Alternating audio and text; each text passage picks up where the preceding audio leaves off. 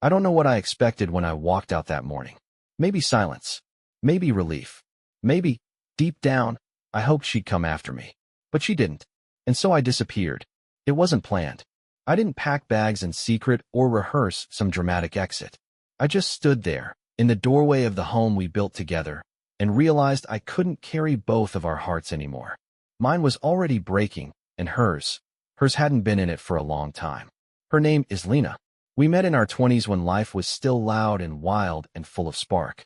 I remember the way she'd tilt her head when she laughed at something I said, like I'd surprised her, like she actually saw me. Somewhere along the way, she stopped looking. It's strange how love fades. Not like a fire. Fires go out quickly. More like a song you can't quite hear anymore. The melody used to follow me everywhere.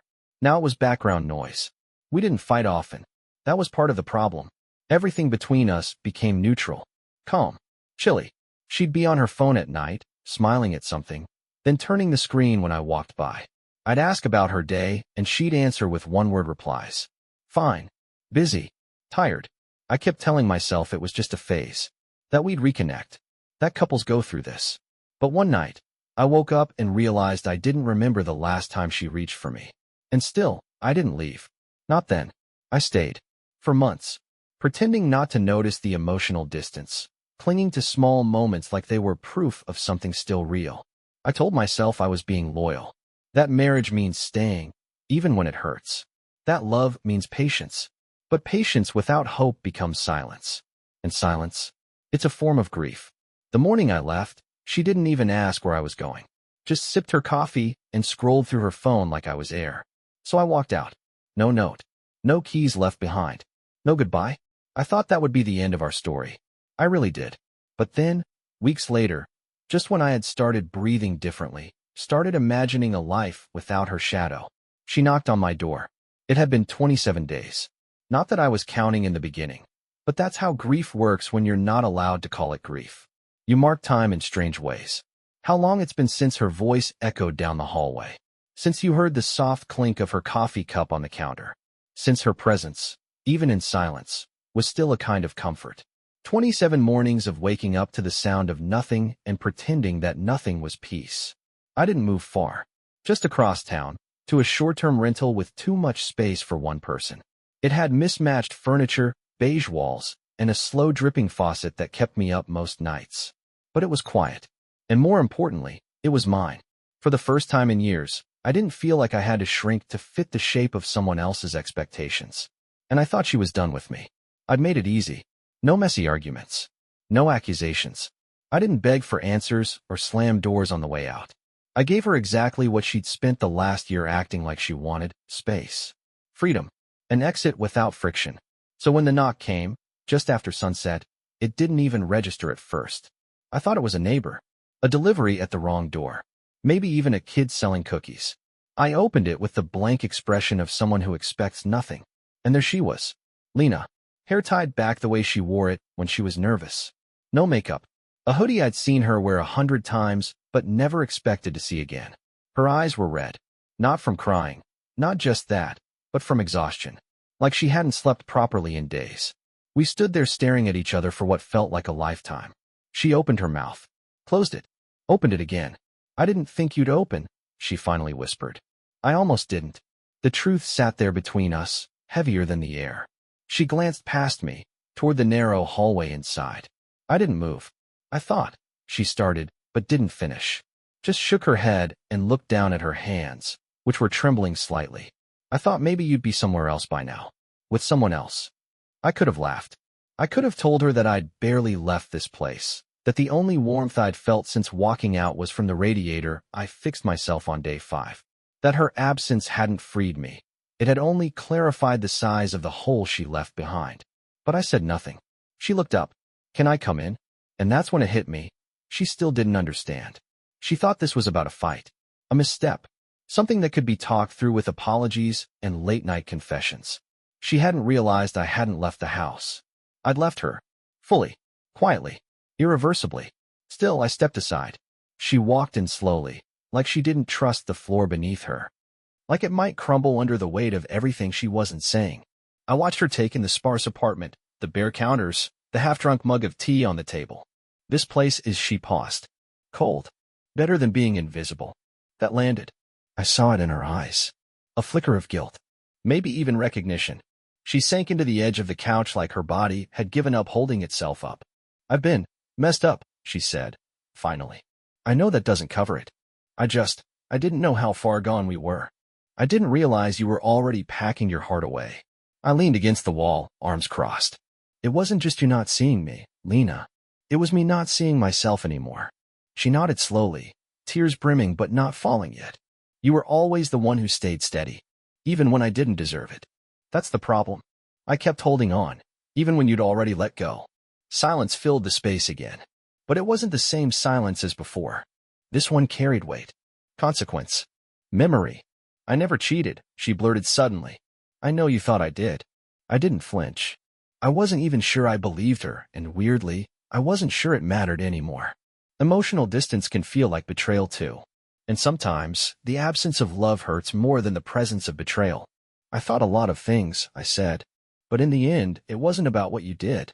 It was about what you stopped doing. Lena's lip trembled. I miss you. I miss the version of us that used to exist, I said. But I don't think that version lives here anymore. Her tears fell then. Not loud sobs. Just quiet, continuous streams that she didn't bother wiping away. I let them fall. Let the moment breathe. Because this wasn't the moment I came back. It was the moment I finally understood I wasn't going to. That night didn't end the way she probably imagined it would. There was no grand argument, no reunion, no dramatic confessions under dim lights. She stayed for an hour, maybe less. I don't even remember how long exactly. Time warped in that room like it always does when the air is thick with everything unsaid. She sat on the edge of the couch like a guest in someone else's life. Her hands folded in her lap, her eyes moving across the walls like they were looking for parts of me she still recognized. But the truth is, she didn't know me anymore. And I wasn't sure I knew her either. There's a moment in every relationship where things change, not instantly, but irreversibly. And sometimes, you don't even notice until you're too far gone. For us, I think that moment came sometime between the quiet dinners and the late-night glances at separate screens. I can't point to a single fight, or mistake, or betrayal that shattered it all. It was more like erosion, slow, invisible, but relentless. After she wiped her tears and realized I wasn't reaching to comfort her, she started talking more. Not excuses, just pieces of her thoughts, like broken glass scattered across the floor. She told me she had been overwhelmed. That somewhere in her, she assumed I'd always be there. She admitted she resented how calm I stayed when she felt like she was falling apart. That it made her feel alone, even while sitting next to me. But here's the part that stuck with me. She said she envied me. Envied how I could be so steady, so composed, even when everything was unraveling. I looked at her for a long time before responding. And when I finally spoke, my voice was quiet but certain. I wasn't steady, Lena. I was disappearing. That sentence sat in the room like fog, slowly filling the spaces between us. She didn't say much after that. And I didn't offer her hope. Because I wasn't sure I had any left to give. I walked her to the door, not like a lover seeing someone off, but like a man closing a chapter he never wanted to write in the first place. She lingered there for a second, and for a moment, I saw something in her eyes. Maybe it was regret, or maybe just fear of what came next. Do you think we'll ever find our way back? She asked. I wanted to give her something gentle, something kind, but I couldn't lie. Not anymore. I think we lost the map, I said softly. She nodded once, wiped her eyes with the sleeve of her hoodie, and walked out without another word. When the door closed, the silence didn't feel cold this time. It felt honest. That night, I didn't cry. I didn't drink. I didn't try to numb the ache. I just sat there in the stillness and let it wash over me, the grief, the confusion, the strange relief of finally having said what I'd been carrying for too long. And slowly, quietly, I began to feel something else. Not peace. Not yet. But the beginning of something I hadn't felt in months. Myself. I didn't speak to Lena again for a while after that night. Not because I hated her. Not because I was trying to punish her. But because I needed to finally sit with myself and not her shadow. When you've spent years bending to someone else's emotional rhythm, constantly checking in on their moods, treading lightly around their silences, over-explaining your every move, you forget what your own voice sounds like. I didn't realize how much of myself I had muted until I was finally alone with the volume turned back up. I started waking early, not out of habit, but because I wanted to. The mornings were still and unhurried. I'd sit by the window with a mug of coffee that I brewed exactly the way I liked it, not the way she preferred. It's strange, the tiny freedoms you rediscover after being emotionally caged for so long. Things like choosing your own toothpaste, playing music without worrying if she liked the song, leaving your socks wherever the hell you want. But even with all that, the loneliness hit in unexpected ways. Not always when I was sitting alone, sometimes it was during the good parts. I'd laugh at a movie, instinctively look to my side to share it with someone, and find only empty space. I'd finish a long day at work and catch myself reaching for my phone to text her before remembering there was no us anymore to come home to. That's the thing no one tells you about walking away. It gives you clarity, but it also confronts you with how deeply your life had become tangled with someone else's story. Cutting loose isn't clean. It's jagged. And sometimes the bleeding doesn't start until after the exit. I didn't date. I didn't even consider it. Not because I wasn't curious, but because I knew I wasn't ready. The version of me that Lena had left behind wasn't someone I wanted to carry into a new connection. I needed to meet myself first, the version that didn't tiptoe, didn't compromise to the point of vanishing, didn't confuse being calm with being numb. So I began writing again, something I hadn't done in years. Late at night, I'd sit down with a pen and fill notebooks with fragmented thoughts, old memories, questions I hadn't dared ask myself. What did I want from love? Why had I stayed so long? Did I ever truly feel seen in that relationship? The more I wrote, the more I started finding answers. Not the tidy kind you'd share with a therapist or post about online, but the raw, embarrassing truths that you only admit to yourself in the dark. I also started talking to people I had lost touch with, friends I had drifted from because Lena hadn't liked them, or because it was just easier to keep the peace than to push back. One of them, Micah, invited me out to a small weekend hike with a few others. I almost said no, but I didn't. That day in the woods felt like the first time I took a full breath in years. No tension in my shoulders. No pretending. Just laughter, open air, the kind of quiet that didn't ache, the kind that healed. The irony? I hadn't realized how much of my world had been shrunk down until I stepped outside of it. And just when I began to feel the slow stitching of my spirit coming back together, not perfect, not whole, but healing, that's when she came back again. A message. Out of nowhere. Not long. Just one sentence. Can we talk? That was it. No explanation. No apology. No context. And even though I knew better, even though I had rebuilt enough of myself to know I didn't need her to complete the process, part of me still froze. Because the truth is, when someone has been part of your story for that long, their name alone can still make your pulse stutter. But this time, I wasn't the same man she left behind. And if she thought the door she once walked through was still open, she was going to learn that you can't leave the same way twice and expect the house to look the same. I didn't respond to her message right away. I saw it while brushing my teeth, standing in front of the bathroom mirror with a towel around my waist. The screen lit up on the counter, and her name, just her name, cracked open something I thought I had already sealed shut. My heart didn't race. It slowed. Like my body instinctively paused to make room for whatever was about to unfold. Can we talk? 3 words. No punctuation. Just soft enough to be human, vague enough to be dangerous. I didn't sleep that night. I lay there, staring at the ceiling while the past crept through the cracks like fog under a door. My brain tried to reason with my chest. I replayed our last conversation, her tears, her silence, the things she said and the heavier things she didn't. I remembered the sound of the door closing behind her and how, for the first time in months, I felt like the room had air again. And yet, here I was, debating whether to open a door I had once closed with intention. The next morning, I sat on the edge of the bed, phone in hand, staring at the message like it was a riddle only my soul could solve. I didn't want a reconciliation. That much I knew. But I couldn't deny there was still a thread, invisible maybe, but very real, that tied some part of me to the version of us we used to be. So I wrote back. Not yes. Not no. Just, what do you want to say? The dots appeared instantly. Typing, then disappearing. Then silence. It was like she hadn't expected me to answer, or maybe she didn't know what to say now that I had. A few minutes later, not over text. Please. I stared at the message. Part of me wanted to ignore it. Block the number. Erase the contact. Change mine. Disappear again, this time cleaner, sharper, final. But something in me knew I wouldn't. Not yet. I wasn't looking for closure. I just wasn't finished understanding what had really happened to us. We agreed to meet the next evening at a small cafe downtown. Neutral ground. Public, but quiet. I hadn't been there since the early years, when we still found excuses to hold hands under the table and split a dessert we both pretended we didn't want. It felt strange walking through those doors again, alone, older, different. I arrived early, sat near the back. She was late. Classic Lena. I used to hate it. Now it just felt like part of the strange poetry of our downfall. When she finally walked in, I almost didn't recognize her. Not because she looked different, she didn't, but because I was seeing her from the other side of something irreversible. Her hair was pulled back in a loose braid. No makeup. A simple blue sweater that made her look younger somehow. She paused when she saw me, like she wasn't sure I'd really be there. She walked slowly to the table and sat across from me without saying anything. It was awkward. Not tense, just hollow. Like two people sitting in the ruins of a house they both once called home. We ordered coffee.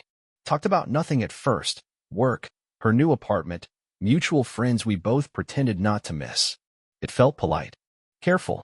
Like we were trying not to step on emotional landmines.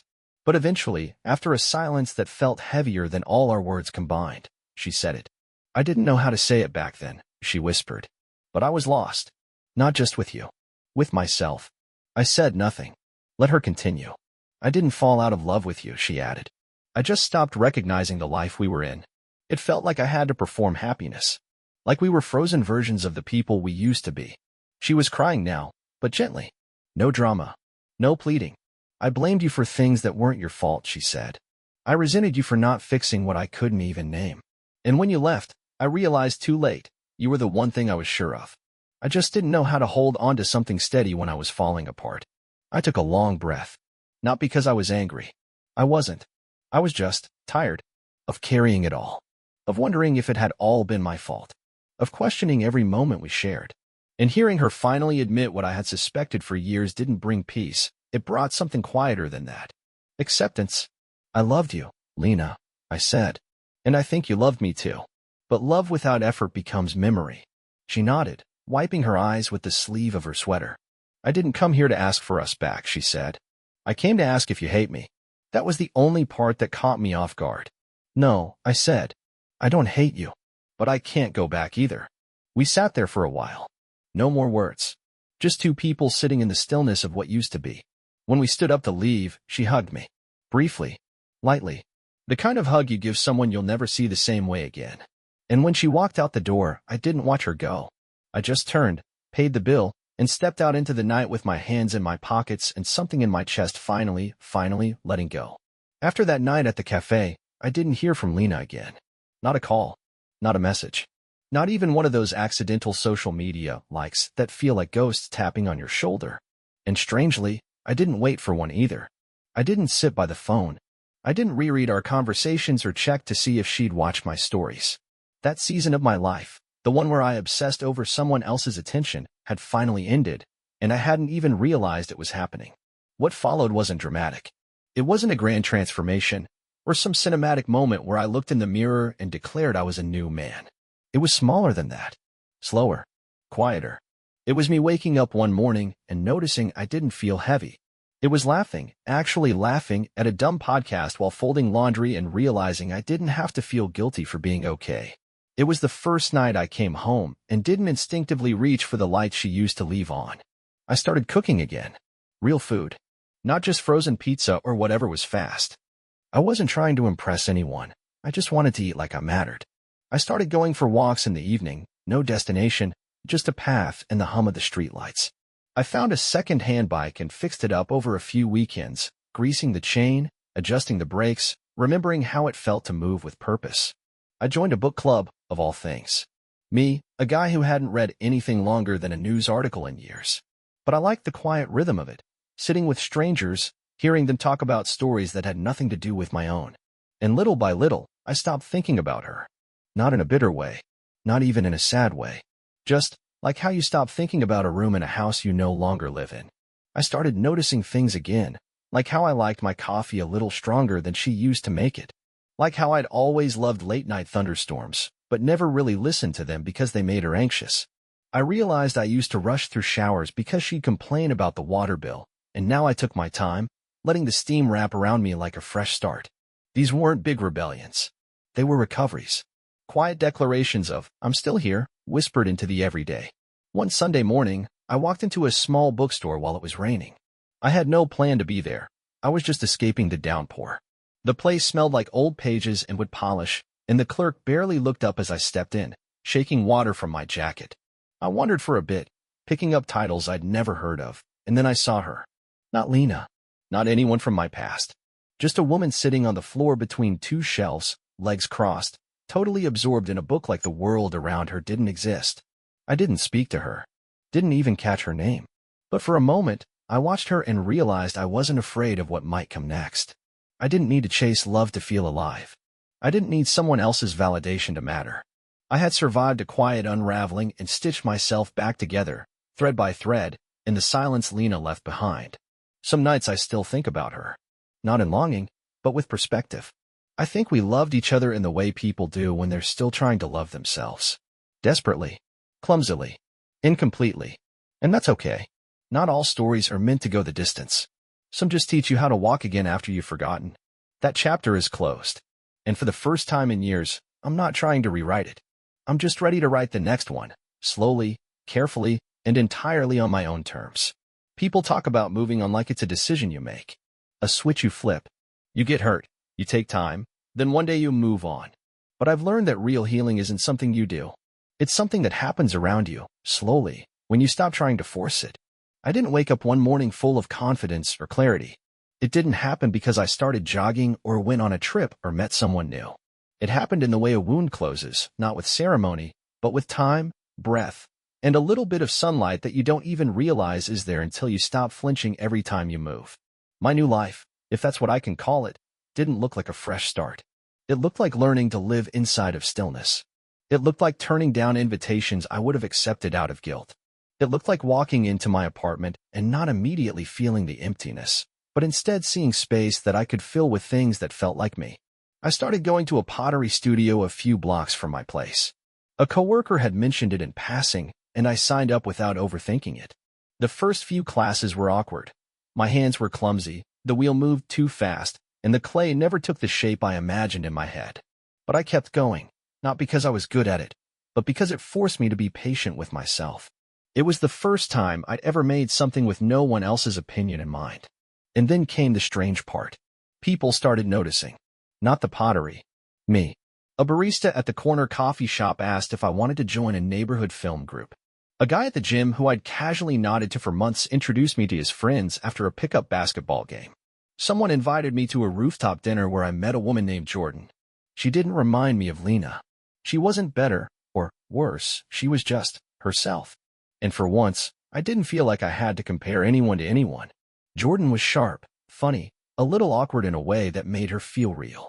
We talked for over an hour before I even realized I was smiling, really smiling, in a way I hadn't since long before the goodbye that never came. But here's the truth. I wasn't ready for anything serious. Not yet. And for the first time in my life, I was okay admitting that. I didn't ghost her. I didn't lead her on. I just told the truth, that I was still getting used to the sound of my own thoughts again, and I wasn't going to rush into anything just to fill the silence. She understood. More than I expected. She said, healing doesn't make you weak. Taking your time makes you honest. That line stuck with me. I'm not writing this to pretend I have everything figured out. I don't. I still catch myself doubting, still fight moments where the old version of me, the one who prioritized everyone else's comfort over his own voice, tries to resurface. But now I recognize it. And that's everything. I'm not the same man who left without saying goodbye. And I'm not the man who would wait by the door hoping someone would knock just to prove he was still worth loving. I'm not waiting anymore. I'm building. I'm listening. And for the first time, I'm choosing to belong to myself before trying to belong to anyone else. There are moments in life that don't feel like turning points until long after they pass. You don't feel the change as it happens. You just wake up one day, months later, and realize you've been breathing differently. You're walking lighter. You haven't looked backward in weeks. And in that moment, it hits you. You didn't just survive something. You've become someone else because of it. Lena and I haven't spoken since that cafe. I'm not angry. I'm not waiting. I don't replay the old conversations in my head anymore, trying to twist them into something softer. That chapter has closed, not with bitterness, but with the peace that comes when you finally stop needing someone else's version of the story to make sense of your own. And here's the truth I've grown into. Not all relationships are meant to last. Some are meant to shake you. to challenge you, to reveal parts of yourself you didn't know were sleeping. Lena taught me that love alone isn't enough, that effort, attention, and honesty aren't optional. They're the oxygen that keeps connection alive. And when it's gone, it suffocates both people quietly, even if they smile through it. But I also learned this. You don't need closure from someone who wasn't capable of offering it. Sometimes the most powerful thing you can do is walk away, not out of anger, but out of respect for yourself. Leaving without a goodbye wasn't about revenge. It was about release. I stopped needing to be understood by the person who let me slip through their fingers. And in doing so, I began to understand myself. These days, I'm not chasing a new relationship. I'm not obsessed with fixing anything. I'm building a life that feels like mine. I've reconnected with people who make me feel grounded. I've carved out spaces that give me peace. And most importantly, I've stopped apologizing for needing room to grow. There's this myth that strength looks like stoicism, like silence, like never breaking down. But real strength is quieter than that. It's waking up every day and choosing not to go backward, even when it would be easier. It's sitting with yourself in the quiet, feeling the weight of everything you carried, and deciding to keep going anyway. That's what I've learned. You don't have to prove your worth to someone who couldn't see it. You don't have to stay small to keep someone else comfortable. You don't have to beg for the love you already gave so freely. If someone couldn't meet you there, it's not your job to drag them across the finish line. It's your job to keep walking. One step, one deep breath, one ordinary day at a time. And then, someday, you'll look around, at the books you've read, the people you've met, the meals you've cooked, the sunrises you've stood beneath, and realize that the life you were building in pieces is now something whole, something steady, something yours. That's what happened to me. And if you're reading this, and you're still in the thick of it, still hurting, still wondering if you'll ever feel whole again, I promise you, the day will come when your pain is no longer the loudest voice in the room. You'll find peace not in the apology that never came, but in the strength you built while waiting for it. You'll find love, maybe in someone else, maybe just in the quiet safety of your own reflection, but it will be real. And it will stay. Not because you fought to be enough for someone else, but because you finally became enough for yourself. And that is the kind of goodbye that doesn't hurt anymore. That is the kind that sets you free.